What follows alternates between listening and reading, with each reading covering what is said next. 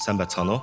Энэ удаа 2025 онд гарсан нэгэн сонирхолтой анимыг бэлтлээ. Аратнуудын хаан өөрийг нь устгахаар ирсэн 13 баатараас болж хүн төрлөختнийг бүр мөсөн устгахаар шийднэ. Гэвч нэгэн төвөгтэй ажил гарч ирэх ба устгаж сүйтгэсэн газарт нь өнчирч үлдсэн хүүхэд гарч ирнэ. Тэрхүү хүүхэд дэлхийн ертөнцийг аврах эцсийн найдвар болно. Манай сүгийг үзэж байгаа нийт хүмүүсийн 80% subscribe дарахгүйгээр үздэг юм байна. Тиймээс та нар маань анима эхлэхээс өмнө лайк, subscribe дарж дэмжээрэй. Баярлалаа. Ингээд аним руугаа орцгоё.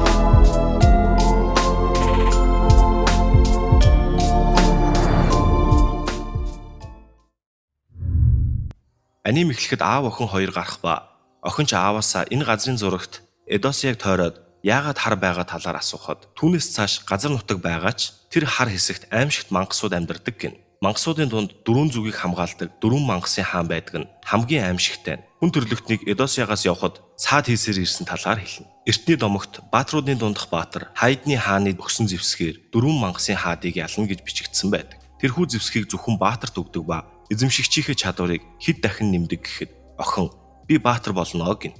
Аав нь баатар болохч хэцүү шүү гэв. Үзэгдэл шилжин нөгөө охин том болсон байх ба аава цаг нь боллоо гэж бодно. Тэр аль хэдийн баатар болжээ. Бусад баатруудын хамт 13-уулаа морин тэргээр явж байгаа харагдана. Морин тэрэгч зогсон үүнээс цааш явах боломжгүй талаар хэлнэ. Гэтэл тэдэн рүү мангасууд дайрч эхэлнэ. Стефан гэх баатар ном сумаар замаа нээж жадчид урдаагаар үлдсэн мангасуудыг Алиша бид хоёр зохицуулнаа гэв. Тэд мангасуудыг устган явсаар агуу руу орно.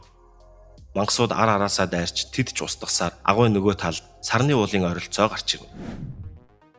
Энэхүү бичлэгийг хийхэд хамтран ажилласан Rival Store-то баярлалаа. Энэ газар маань бүх төрлийн маус засах, механик кейбордны свич солих, чихвч засгаас гадна гадны хэсгийн эвдэрч илэгдсэн зүйлсийг сольдог. Мөн маусны наалт, мауспад бүх төрлийн хэрэгслийг авч явахд зориулсан хамгаалтын уут, хайрцаг гэх мэт дагалдах хэрэгслүүд байдаг ба энэ хаягуудаар нь ороод сонирхоод үзээрэй. Баярлалаа. Дахиад жоохон явбал бид домгийг бодит болгосон анхны баатрууд болно гэв. Мангасын хаан сарны уулын орой дээрээс аянга захилан тэдний урд гарч ирнэ. Юу гэж хүчвэ гэж гайхацгаана. Эдосиагийн өмнөд хязгаарыг захирдаг сарны гэрэл Клеватес байна гэж харна. Стефанч бид бол Хайдны хаанд сонгогдсон 13 баатар. Түүнийг заавал ялах ёстой гэж дайрцгаана. Хамгийн ихэнд Стефаныг нүд ирмэх зуур ална. Бүгд гайхан зогсно. Хоргосч миний араас гэж дайрсан ч толгойг нь тасалчихна. Мангасын хааны сүүл сүүдрээс гарч ирэн тэднийг ээлж дарааллан ална. Мангасын хаанч тэдэнтэй ийм ойроос уулзаагүй 1000 жил болсон байна гэж бодно. Эцэст нь ганц Алишаа л амьд үлдэнэ. Мангасын хаан шавж шиг сул дорой байх ёстой байж яаж энэ хүртэл ирсэн? 1000 жилд юу болсон? Ямар зоригтой зэргийг нь бодон гайхна. Түүний сүүлнүүдээс болтон явсаар дайрах ба эврэнд нь ормол үүсгэж чадна. Мангасын хаан цаашид ч газар нутагт минь санаархах байх. Тиймээс сайн судлах хэрэгтэй гэж бодон Алишаг хідэн хэсэг болгон хаяна. Хайдын хаант улсын нийслэлд мангасын хаан ирж замдаа тааралцсан бүгдийг устгана. Цэргүүд юу ч хийж чадахгүй байв. Катапултаар дайрсан ч түүнд нөлөөлдөггүй. Мангас ирснийг хаанд мэдэгдэхэд баатрууд бүтлгүйтснийг ойлгоно. Хааныг зогтох хэрэгтэй гэхэд зогтлаа гэд нэмэргүй. Зуухыг хаах хэрэгтэй гэд яв. Цэргүүд ч их бугаар галлахад мангасын хаан баатруудад байсантай ижил хүчрхэг зэвсэг ашиглаж байгааг нь анзааран илүү хүчрхэг болохоос нь өмнө устгахаар шийднэ. Хаан зуухны үүдэнд ирэхэд Клеватес аль хэдийн олж ирсэн байв. Хайдны хаанд чиний хариултаас шалтгаалж хүний овгийг устгах үгүйгээ шийднэ. Ганцхан Хайдан биш, Дон, Огу, Сурада, Бенто гэд бүгдийг нь арчиж хаянаа гэв. Тэднийг яагаад өөрийг нь устгах гэснийг асуув. Хаан чам шиг зэрлэг амтан ойлгохгүй гэхэд толгоог нь тастан хаяна. Буцах замд нь хүүхэд ойлгох сонсогдож түүнтэй хамт байсан эмэгтэй нуранган дарагдсан байх ба түүнээс тусламжгүй байна. Би хүний овгийг устгахаар шийдсэн. Хайданд хүн болж төрсөндөө харамс гэхэд хүүхэд хизээ хаан төрхөө сонгодоггүй гэв. Мангасын хаан түүнийг амьд үлдээх үнцэн байгаа бол надад харуул гэхэд би одоо өвхөж байна. Гэхдээ энэ хүүхэд нотолж харуулах болно гэж хэлээд нас барахад мангасын хаан хүүхдийг аваад яв. Эдосиа 6 төрлийн хүний овог байдаг ба эхнийх нь Дон, эсвэрийн болон боорот хуваан эзэмшдэг. Хоёр дахь нь Огу буюу ойн ард түмэн ба анг өрөө эм судлалт сайн. Гурав дахь нь Сурада буюу усны ард түмэн ба завж олоодох сэлэхтэй сайн. Харин бусад угсаатантай харилцаа муу. Дөрөв дахь нь Бенто буюу зэлүүд талд амьдардаг зэрлэг угсаатан. Хүмүүс нь хүч чадалтайч зохион байгуулалт муу. Тав дахь нь Хайдан хамгийн эртний угсаатан ба нууц ихтэй металл боловсруулах зэвсгийн технологид гарамгай. Хайдан уулын гүнд орших жижиг уусч шидэж чулууг ашиглан зэвсэг хийж чаддаг. Тэрхүү чадварыг зөвхөн хааны гэр бүл эзэмшдэг байв. Мангасын хаан хүүхдийг сарны ууланд авчирсан байх ба хүүхэд өсөх хугацаа хэд унтаад сэрэх хооронд л өнгөрнө гэж бодсон ч эхний өдрөө л уйлахаас нь залхан аргаа барна. Алишач багада аавыгаа алдаж байсан дурсамжаа зүүдлэн сэрнэ. Мангасын хааныг хараад сэлмээ авах гэтэл нөхдийн чин цогцос, зэвсэг бүгдийг нь доош хаясан. Чамааг бусдаасаа үн цэнтэй гэж мангасын цусаар дахин амьлуулсан гэв. Түүнийг амьлуулсан шалтгаан нь хүүхдийг хөхөөр нь хооллуулах байсан байв. Алишач хүүхэд төрүүлсэн хүнээс л сүү гардаг гэхэд хэрэггүй амтан тэгвэл өөр аргаар тус бол гин. Мангасын хаанч хүн төрхөнд хувиран өөрийгөө Клен гэж дуудахаар болж хүүхдийг Луна гэж нэрлэнэ. Алишач шидэт хүдэр байвал бүхнийг авч чаднаа гэв. Тэр гурав шидэт хүдрээс аван ойролцоо хотоос хөхүүлээж хайхаар явцгаана. Явх замдаа Алиша хүүхдийг усанд оруулан цэвэрлэж байгаад хайданы сүлдтэй давуу олон гайхан харна.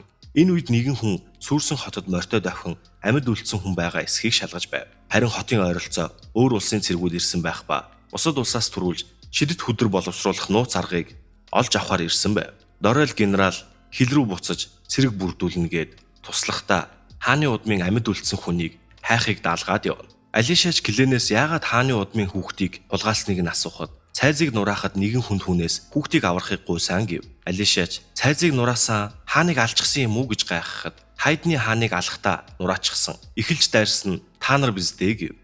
Алиша шидэт хүдэр боловсруулах аргаас болж бүгд энэ хүүхдийг хайж байгаа байх гэхэд Кленч сонирхолтой юм гэж баярлан би энэ хүүхдийг хаан болгоод өөрөө сүүдрээс дэмжинэ. Хүний овгийг ажиглахад эрх мэдэлтэй байх муугүй санаа байна. Хизээч устгах боломжтой гэв. Алишач хэрэггүй юм хэлснээс болж буруугаар эргэжчихлээ гэж айна. Тэднийг цааш явж байтал хэсэг дээрэмчид гарч ирэн Клений толгойг зохиход Алиша тэд ч ингээд дууслаа даа гэж бодтол Клен ухаан алдаад унчихна. Алишагч зохин унахад би хүшгүй биш билүү гэж гайхан ухаан алдна. Алишаг ухаан ороход Клен бид баригдсан байна гин.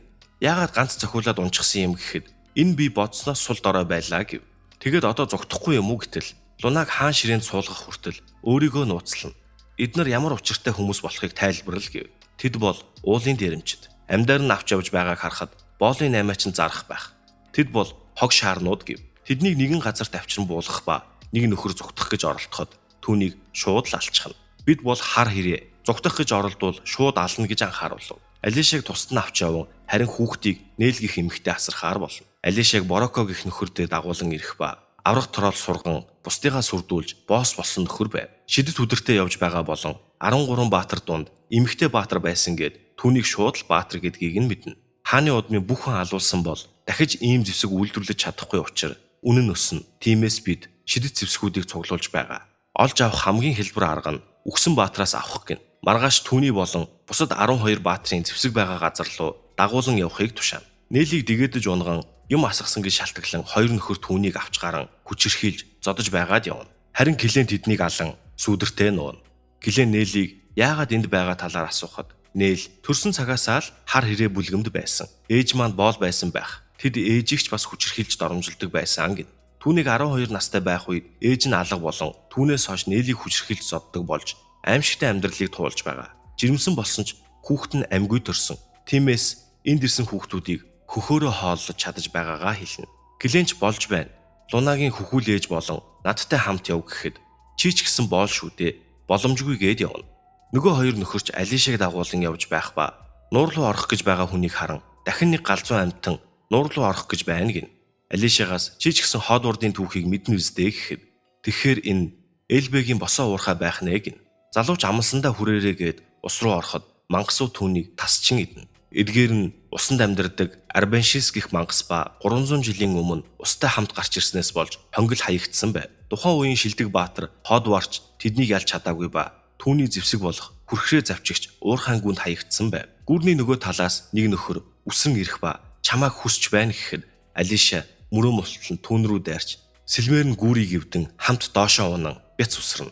Гэтэл цуснд бөөгнөрөн Клений жижиг хувилбар гарч ирэн хитрхи их цус алдсан байна. Лунад хөхүүл ээж олсон ч хамт явхаас татгалцсан. Яагаад гэдгийг нь ойлгохгүй байна гэхэд түүний нүдээр чи бол зүгээр л боол хүүхэд. Мөн дээрэмчд боолуудыг зүгээр явуулчихна гэж байхгүй гэв. Тэгвэл юу хийвэл болох юм гэхэд хамгийн найдвартай арга нь дээрэмчдийн бүлгийг устгах.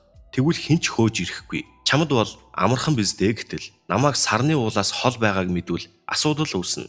Тиймээс чи хийгээд түүний бөөгнөрсөн цус амаар нь орон бүх бие нь эдгэж эхэлнэ. Дээрэмчид ч түүнийг харан гайхан зогсцооно. Ямар ч байсан амьд байна. Заавал барьж ав гин. Нээлч Карме гих ихчээсээ гадна ертөнц ямар байдаг талаар асуухад энд байгаа хүмүүст гаднах ертөнцийн талаар сайхан дурсамж гэж байхгүй. Яагаад гинэт энэ талаар ярьсныг нь асуухад боолуудын нэг гадагшаа хамт явахыг уурсан гэв. Кармеч уурлаж эндээс зүгтэж чадна гэж бодоо юу гэхэд Бороко тэдний яриаг аль хэдийн сонссон байв. Борокоч шинэ ирсэн хүүхдийг сайн хооллож таргалуул гэд Нээлийг дагуулan яв. Кармеч явсан хойно нь түүнээс өөр хөхүүлхэн байхгүй байхад гэж уурлан зогсон. Бороко Нээлийг хонглоор дагуулan явсаар аврах трол дээр авчирсан байв. Чиний гадна ертөнцийн талаарх бодлыг уруулт гэж үзэж байна. Тиймээс цаазаар авна гэд аврах тролд Бети түүнийг ид гэхэд нөгөөх нь ч Нээлийг идэх ба Клен Борокогийн ард ирсэн байв. Барууны бардам трол яаж яваад хижээвэр амтан болсон юм гэхэд Бетигийн өмнө ийм тайван байна гэдэг хачин байна. Түүнийг тасдаж хай гэхэд нөгөөх нь айд сандран зогсож байснаа Нээлийг бөөлжөөд гаргачихна. Клен нөгөө хоёрыг эврэн дээрээ суулган явуулна. Борокоч чи бас шидтийн юм уу гэж гайхан ягаан нунтаг гаргаж ирэн дэнлүүн дээрээ хийн. Энэ бол миний шид гин. Алишач дээрэмчидтэй тулалцсаар нуурын ёроол руу харан домог цэлэм хэрэгтэй гэж бодон нуурын хажуудах тавцан руу авиран гарна. Дээрэмчид ч түүнийг бүслэн хоёр талаас нь ирэхэд хоолны цаг гэснээр тавцанг нураачхна. Дээрэмчдийг идүүлж байх зур өөрөө торхонд нуугдан нуур руу орно. Амьсгал боогдсон ч үхэхгүй гэж бодон нуурын гүнээс сэлмийг олж авахар явна. Нуурын гүн рүү явах тусам амьсгал нь богдож ухаан нь баларцсан ч сэлмийг олох хүртэл тэсэх хэрэгтэй гэж бодно. Доош явсаар газарт тулан ойролцоо гэлтганах сэлмийг олж харна. Сэлмийг яг авах гэтэл түүний өөдөөс асар том улаанууд нэгдэх ба нуурын ёроолд буусан биш эртний төрлийн авраг мангасын толгой дээр буусан байв. Дахин сэлмийг авах гэтэл мангасын аманд сорогдон орно. Гэтэл сэлмийг барьж чадсан байх ба мангас түүний гарыг хадсан байв. Мангасын амыг цавчин гарч сэлмийн хүчийг ашиглан түлхэлт үүсгэн явсаар гарч ирнэ. Авраг мангасч түүнийг хөөж араас нь гарч ирэн ойр хавийг сүйтгэн дээрэмчдийг бүгдийг нь идэнэ. Клен шид гэдэг зүйлийг нууснаас чинь болж хэцүү байдалд орчихлоо. Ажлаа дууссан бол хурдан эргэн. Клен троллыг устгасан ч Броко түүнээс зүгтэж яваад Нээл хүүхэд хоёрыг олно. Алишач яаран ирэх ба энэ юун утаа вэ гэв. Кленч наад сэлэмчин гэхэд энийг болохгүй үхэл амьдралын зааг дээрээс арай гэж олж авсан гэв. Кленч энэ утаа л асуудал болоод байна. Чамд бол үйлчлэхгүй байх шиг байна. Юу ч үнэртэхгүй бас чих шуугж байна. Луна болон үхлийн ирмэг дээр байгаа Нээл хоёр хамт байгаа. Тиймээс чи ямар нэг зүйл хий гэв. Би шидийн авьяасгүй гэхэд чи ч үнэхээр хэрэг болохгүй юм а гэд яв. Алишач хэрвээ Луна өгсөн байвал яах вэ гэхэд хүний овгийг гих сонирхол минь алга болно гэв. Тэднийг цааш явхад шалан дээр цусны ором үлдсэн байгааг олно. Бороко хүүхдийг хааны удмын шидийн авьяастай гэдгийг нь мэдэн авч явах гэсэн ч Нээл түүний нөмрөгнөөс зууран чирэгцээр явсан байв. Алишач тэднийг гүйцэн ирэхэд ойртол хүүхдийн хурууг нэг нэгээр нь тасдан шүү гэж сүрдүүлнэ. Алиша тохиролцох санаа гаргаж сэлмээ харуулхад Бороко хайданы сүлд гүн улаан өнгө гэж гайхна. Алишач би нуурын ёроолоос авсан гэд хан руу шидэн зоогоод Лунаг үлдээгээд сэлмийг аваад явж үзгэв.